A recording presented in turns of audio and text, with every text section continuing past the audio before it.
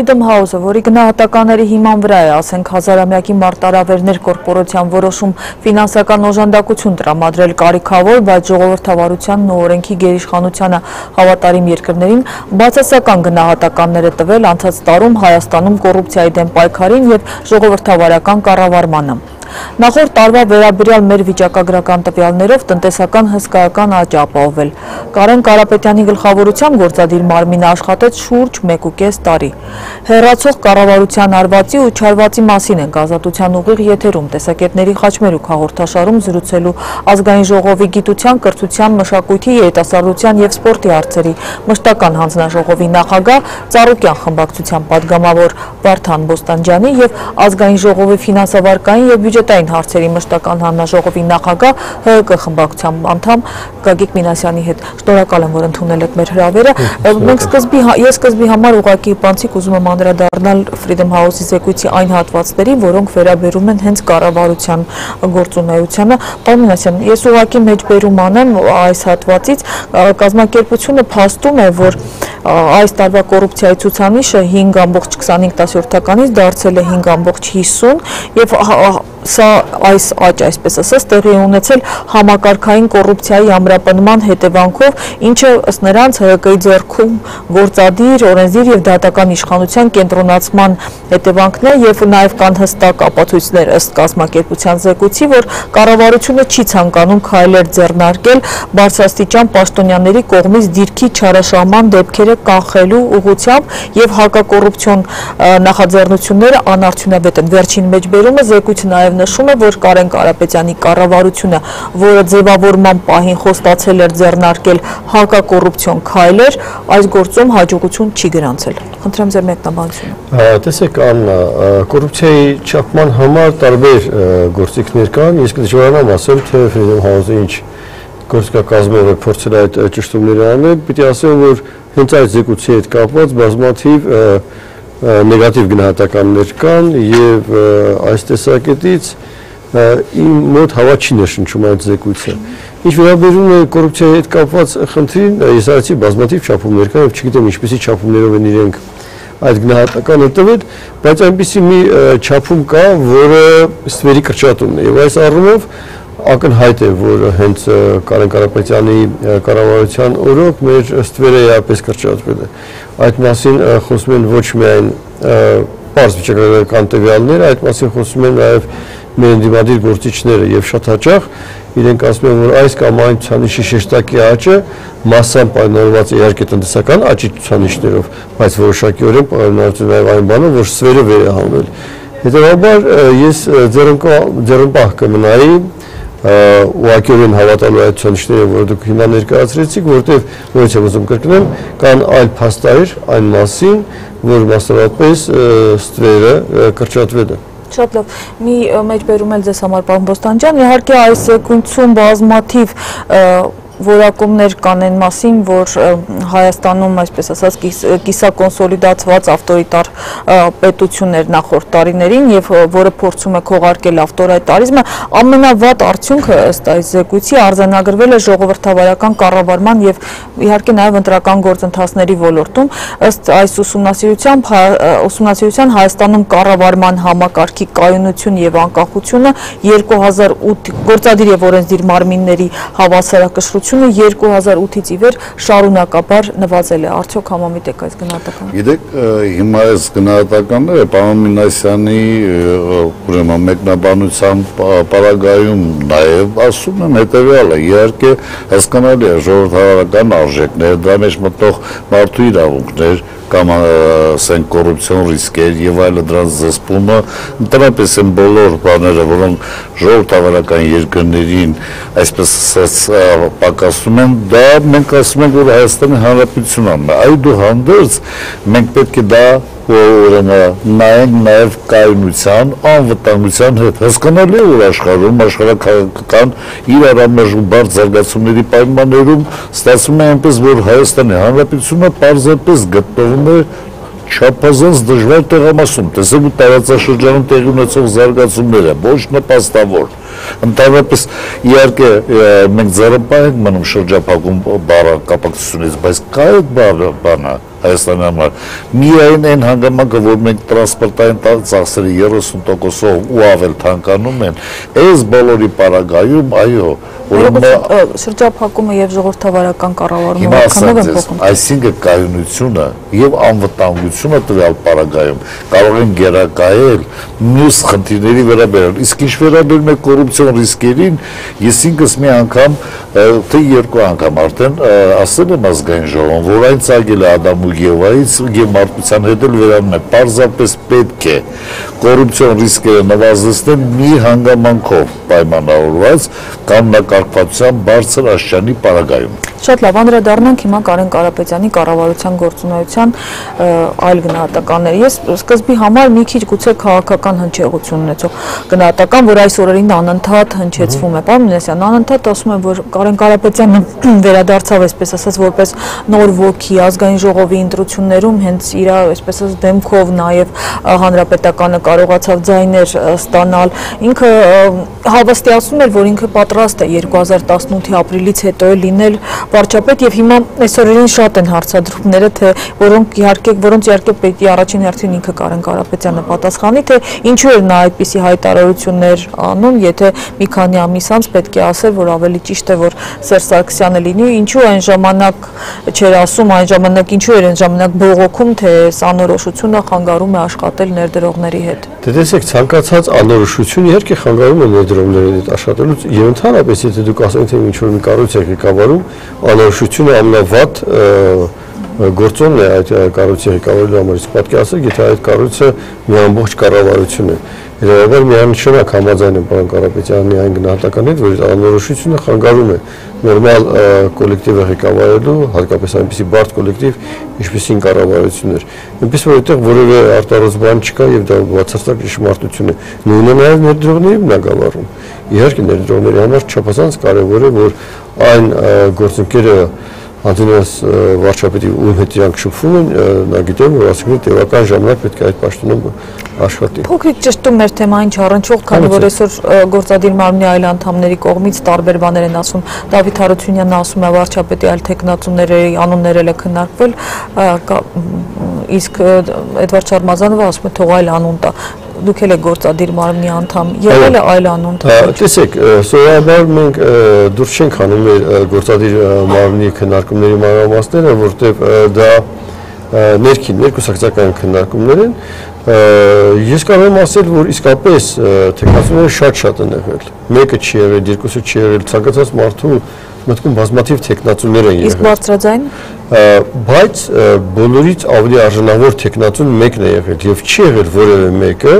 որ կասկածի տակ դնի այդ տեխնացուի արժանավորության մասին որևէ պնդում։ Ճիշտ հակառակն են եղել բազմաթիվ անգամներ քննարկումների ժամանակ այդ հայտարարությամբ շատերը հանդես են եկել։ Ես ուզում եմ հիշեցնել, որ 1.5 տարի առաջ, երբ որ Կարեն Կարապետյանը ստանձնում էր վարչապետի պաշտոն, ինքը տնտեսության վիճակը շատ ծանր, շատ խիստ էր գնահատել։ Հիշեցնեմ մի հատված նրա այդ ժամանակ ունեցած ելույթից։ Սպասելիքները, որ մենք շատ արագ մեր տնտեսությունը կփոխենք, այս պահին ուզում եմ բոլորին հայտարարեմ, նման սպասելիքներ չեն լինելու, բայց մենք սիգնալներ ենք տալել, թե տնտեսությունը որ ուղղությամբ է զարգանալու։ Ռեալ մեր տնտեսության վիճակը բաց ազնիվ ասում եմ, շատ ծանր է, չափազանց ծանր է։ Հիմա տեսեք, ձեզ հիշում եք Սերժ Սարգսյանի եւ Կարեն Կարապետյանի վերջին հանդիպման ժամանակ, երբ որ նախկին նախագահը հնչեցրեց այն գնահատականը, որ 2016-ի սեպտեմբերից հետո կառավարությունը մեծ ջանքեր է գործադրել եւ կարողացել է լավ ձևով օգտվել խորհրդանական ընտրություններից հետո Հայաստանում հաստատված ներքաղաքական կայունությունից մեր տնտեսությունը զարգացնելու առումով։ Այս գնահատականը կա, բայց կան նաեւ տնտեսական վերլուծաբանների, մեկնաբանների են գնահատականներ, որ բազմաթիվ խնդիրներ, որ կառավարությունը խոստանում էր լուծել, այդպես էլ մնացին չիրականացված կամ գոնե չտվեցին ցանկալի արդյունք։ Դրանք վերաբերում են եւ գործարար միջավայրի բարելավմանը, թե կառավարման համակարգին, թե կառուցվածքային բարեփոխումների իրականացմանը, որն է ձեր տեսակետը այս կապակցությամբ։ Դե իմ տեսակետը հետևյալն է, եթե դուք վարչապետին ուշադրություն դարձրեցիք, ինքը հենց միանգամից ասեց մեծ սպասումներ, ակնկալիքներ չունենանք, որտեղ իսկապես տնտեսական համակարգը եւ երկիրը բարդ կատեգորիա է եւ այստեղ շուտապույտորեն 1.5 տարում հասնել հաջողության, պարզապես անհնարին է, բայց բոլոր դեպքերում տեսեք ձեռնարկած միջոցառումները, ես ոչ թե որևէ մեկին advocat եմ աշխատում, այլ իմ երկիրը կայուն է պահել, անվտանգ է պահել, իսկ բոլոր դեպքերում այն փոքր նախադրյալները, որ ասում ենք, մենք կհաղորդենք մեսիջներ, ուրեմն իսկապես ոչ թե դրական եմ գնահատում, ես գոնե դա նվաճում եմ համարում ես բարդ իրավիճակում, դուք տեսեք, հետո ասում եք, թե 1.5 տարի առաջ ասում եմ, ես պատրաստ եմ, ոչ թե մենակ Կարեն Կարապետյանն է պատրաստ, ես էլ եմ պատրաստ իմ երկրի համար, հասկանում եք, բայց ես կարող եմ որոշումը մեկ ակնթարթում իմ որոշումը փոխել, պայմանավորվածել հանգամանքով, որ ոչ թե շուտափույթորեն փոխող եմ որոշող, այլ հասկանամ, որ իմ դիմաց հայտնված խնդիրները իրենց բարդությամբ այնպիսին են, որ մեկ ուրիշը ավելի լավ կանի։ Շատ լավ։ Ինչպես կգնահատեիք կառավարության, այսպես ասած, ձեռքբերումները, մասնավորապես այն ինչի ամենաշատն է թերևս անհանգստացնում մեր հանրությանը, սոցիալական ոլորտում։ Տեսեք, իհարկե գազի եւ էլեկտրաէներգիայի սակագների նվազեցում եղավ եւ սոցիալական խմբերին, որ հավելյալ արտոնություններ տրամադրվեցին, բայց արդյոք կարողացավ նա այս ոլորտում այլ շոշափելի հաջողություններ արդյունք ապահովել։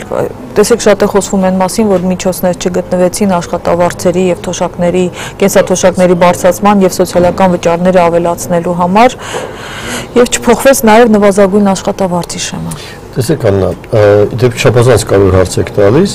որովհետեւ այդ հարցին ավելի համակողմանի մենք անդրադառնանք, պետք է անդրադառնանք, թե այդուհանդերձ մեր նախորդ տարվա քննարկումների արդյունքում բյուջեում ինչ փոփոխություններ են եղել։ Եվ այդ ժամանակ մենք պետք է փաստենք, որ 100 միլիարդով մեր բյուջեն ավելացել է։ Դա փոքր թիվ չի։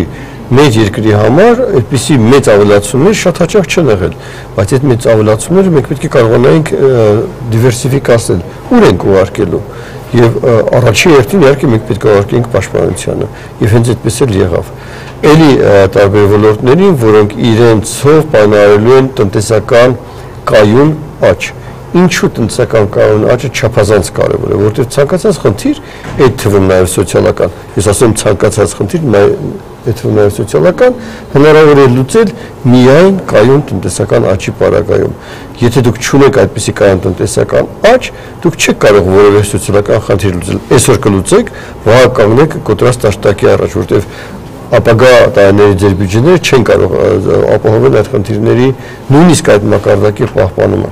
Իսկ այն 7.5% տնտեսական աճը, որ մենք արձանագրել ենք նախորդ տարվա ընթացքում, այն 8.3%-ի տնտեսական արտադրության միջը, ուղղակի խոսում է, որ մեր ճանապարհը շատ ճիշտ է ընտրված, այդ ճանապարհում մենք ունենք հաջողություններ եւ այդ հաջողությունների արդյունքում մենք բնականաբար կարող ենք նաեւ անդրադառնալ այնպիսի կարևորագույն խնդիրներ, ինչպիսի սոցիալական։ Իհարկե այն աճը, որ արձանագրվեց, գոնե Սերժ Սարգսյանի նախագահության օրոք արձանագրված ամենաբարձր աճն է, բայց ես ուզում եմ մեջ բերել այլ տեսակետ, տնտեսագետ Վահագն Խաչատրյանի կարծիքով նման բարձր ցուցանիշները սովորաբար հայտարարվում են նախընտրական փուլերում, իսկ այդ 7.5% աճն ըստ փորձագետի ապահովել է որոշ ոլորտներում, օրինակ գյուղատնտեսությունում ըստ նրա թվեր նկարելու շնորհիվ։ Լսեք մի հատված Վահագն Խաչատրյանի խոսքից։ Իրականում, եթե մենք 7.5 տնտեսական աճ ենք ունեցել, դրանք այսպես թե այնպես երկարաժամկետ ժամանակում են ասում, որ ազդեցությունը կունենա, բայց ես գտնում որ կարճաժամկետում էլ պետք է մենք դրա ազդեցությունը զգայինք մեր քաղաքացիների կյանքի որակի փոփոխության առումով, որը չկա, որովհետև դրա արդյունքում նույն 7.5-ի ոչ կենսաթոշակ ավելացավ, ոչ նպաստներ ավելացավ, մենք շատ ենք խոսում աշխատավարձի մասին, ի վերջո պարզվեց, որ աշխատավարձի որոշակի բարձրացում եղել է, թեկուզ եւ ամենակարևորը փոքր եւ միջին բիզնեսի ակտիվությունը ես չեմ տեսել։ Այս 4 հանգամանքները բավականին կարևոր են ցանկացած երկրի տնտեսության գնահատականներ տալու համար։ Շեշտադրումը դա է, որ ըստ էության այդ աճը, այսպես ասած, չանդրադարձավ կենսամակարդակի բարեկեցության վրա։ Բոլոր բավականներում ակնհայտ է շատ։ Գիտեք 7.5%-ը երբևիցե չլինի հանգարց ապակողմնորոշիչ, ընդհանրապես ցանկացած աճ ինչպես ունի որակական, այնպես էլ քանակական գնահատական։ Ենթադրենք նախորդ եղել է 0-ական, կամ ասենք փոքր 7.5-ը շատ բարձր է ինչում։ Բայց մենք պետք է կարողանանք հասկանալ, թե որակական առումով այս աճը ինչով է պայմանավորված եղել։ Ես բացի այդ, պարոն Մինասյան, ես բազմիցս ասել եմ, որ Հայաստանի Հանրապետության նման երկիրը, ուրեմն ոչ մեծ շրջանառություն ունեցող այսպիսի երկիրը, ուրեմն երկնիշ աճ է ենթադրում, անպայմանորեն, որ մենք կարողանանք ոչ հաջող ցանկալի վիճակից դուրս գանք, ինչի մասին ասեց հենց վարչապետը 1.5 տարի առաջ, ծանր վիճակից դուրս գալու համար։ Հիմա տեսեք, ինչ վերաբերում է Խաչատրյանին, ոչ թե իր մեկնաբանացումը ես վերցնում եմ իմ զինանոց, այլ պարզապես հասկանալի է, Մինասյանն էլ գիտի, որ փոքր եւ միջին բիզնեսին գործարարությանը մենք չենք կարողանում խթանել։ Իսկ Հայաստանի Հանրապետությունում ըստ էության կարող եք չկասկածել, որ փոքր եւ միջին բիզնեսը հենց բնորոշ է այսպիսի երկրներին, ընդհանրապես բոլոր երկրներին, բայց մասնավորապես ու հատկապես Հայաստանի Հանրապետությանը, որը չի կարող ունենալ մեծ շրջանառություն։ Բոլոր պարագաներն որքան էլ մենք ստերային տնտեսությունը կարողացել ենք մեծագույն դժվարությամբ կրճատել, բայց այդուհանդերձ դեռևս չենք հասցրել, որ փոքր եւ միջին գործարարությանը զարգ տալ, ինչը բերում է միջին խավի, բերում է եկամուտների բարձրացման եւ այլն եւ այլն։ Այս առումով կարելի է համաձայնվել, բայց դա ուղղապարան պետք է ողբերգություն չդարձնել։ Ուրեմն մենք հասկանալի է, որ զարգացման կարևորագույն ուղղությունը այդ ուղղությունն է։ Ներդրումների վերաբերյալ կառավարության գործունեության կամ խոստումների մեկ այլ ոլորտ, պաշտոնական տվյալների համաձայն անցած տարի 2016-ի համեմատ օտարերկրյա ուղղակի ներդրումների ծավալը նվազել է 27.3%-ով, կազմելով ընդամենը 245.7 միլիոն դոլար։ Սա երկրորդ վատագույն ցուցանիշն է 2008 թվականից ի վեր, ընդ որում ասեմ, որ 225 ամուսարում կատարված ներդրումներ։ Հիշում ենք այդ մեծ ներդրումների վերաբերյալ խոստումները։ Անդրադառնալով ներդրումներին, ես պետք է ասեմ, որ այն ներդրումների ծավալը, որը խոստացվել էր վարչապետի կողմից, բնականաբար կատարվել է, դրա մասին բազմաթիվ անգամներ հրապարակումներ են եղել, վերջի հարցուպատասխանի ժամանակ այդ մասին ևս ասվեց, եւ երկու խոսք ուզում եմ անդրադառնալ այն խնդրին, թե արդյոք այդ տնտեսական աճը ինչպիսի ազդեցություն պետք է ուներ եւ ունեցել է, թե չի ունեցել, ակնհայտորեն ունեցել է։ Տեսեք, եթե մենք նայում ենք այս տարվա հարկային եկամուտների աճը, դա այլ կերպ այդ կտրուկ ավելացումը հարկային եկամուտների աճի չէր կարող լինել, քան այն տնտեսական աճը, որ մենք նախորդ տարի արձանագրել ենք։ Երբ մենք խոսում ենք փոքր եւ միջին բիզնեսի մասին, իհարկե, շատ լավ կլինի, որ ավելի լիներ, բայց անցյալ տարվա ընթացքում միայն բարձր տեխնոլոգիաների բնագավառում մենք ունեցինք 570 նոր ձեռնարկություն փոքր եւ միջին բիզնեսում եւ դա այն բնագավառն է, որը համոզված են իմ գործընկերը կհամոզվի, պարոն Բոստանջյանը, որ մեր համար գերակա ու բարձր տեխնոլոգիաների բնագավառը մեր համար գերակա 570 ընկերություն մեկ տարվա ընթացքում բացել է փոքր եւ միջին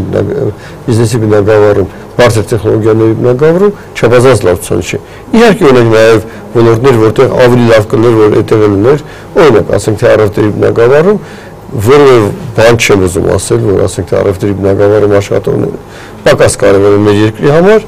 դե բայց հիմա նաև ունենք լավ ցանիշներ բարձր տեխնոլոգիաների բնագավառում։ Պետական պարտքի, արտաքին պարտքի վերաբերյալ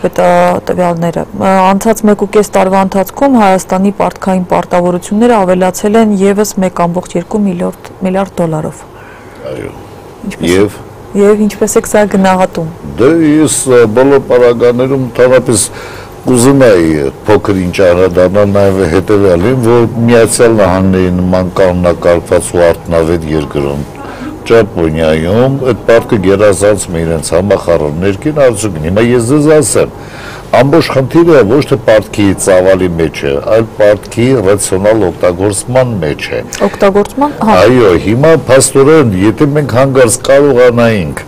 դա ռացիոնալ տեղադրեինք, արդյունավետ օգտագործեինք, բնականաբար երբևիցե մենք այս վերաբերյալ չէինք խոսի, բայց բոլոր պարագաներում այդ պարտքի ինստիտուտը, ոչ թե ես ուզում եմ հիմնավորեմ, Այո, իսկապես գտնվում ենք դժվարության մեջ։ Չունենք ստրատեգիական բնույթի, ռազմավարական բնույթի ռեսուրս։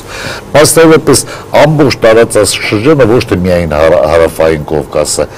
գրավիչ չի ներդրումների համար։ Ուրեմն մենք պետք է չշփոթվենք Բաքվի ունեցած նավթի գազի պարագայում, որ այնտեղ բացարձակարժեքով իբր շատ է։ Իսկ ինչ վերաբերում է Վրաստանն էլ ըստ էության ամբողջությամբ երևի քաղաքականություն չի վարում։ Տեղաշարժվել է ուրեմն եվրոպական դաշտ, այնտեղ է գնում, մի փոքր այնտեղ կարող է։ Իսկ Հայաստանի Հանրապետությունում ես իհարկե ասում եմ ցանկացած պարագայում ներդրումային քաղաքականության ակտիվացման համար նաև քո երկրում պետք է կազմակերպվածության բարձր մակարդակ լինի, բայց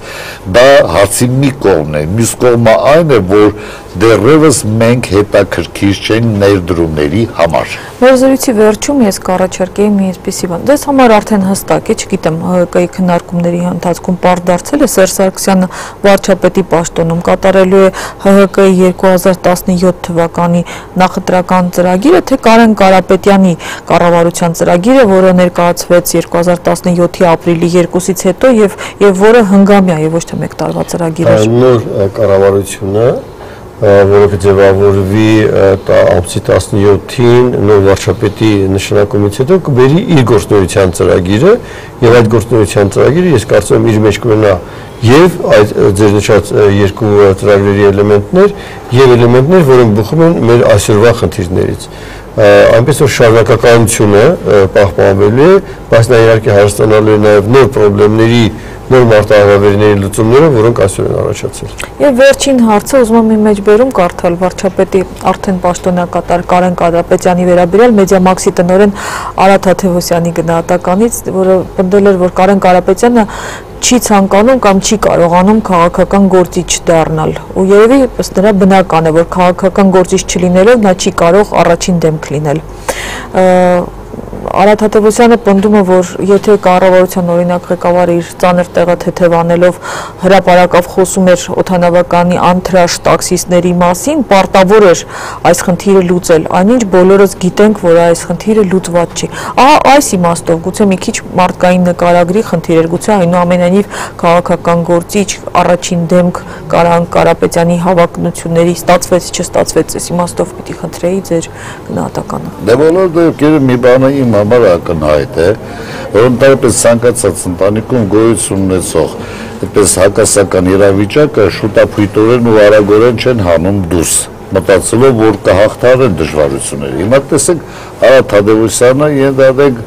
երկրի վարչապետի մասին խոսում է, արեք գնացեք հրյաների մոտ փնտրեք այդպես բան չի կարող պատահի։ Ես մտածում եմ,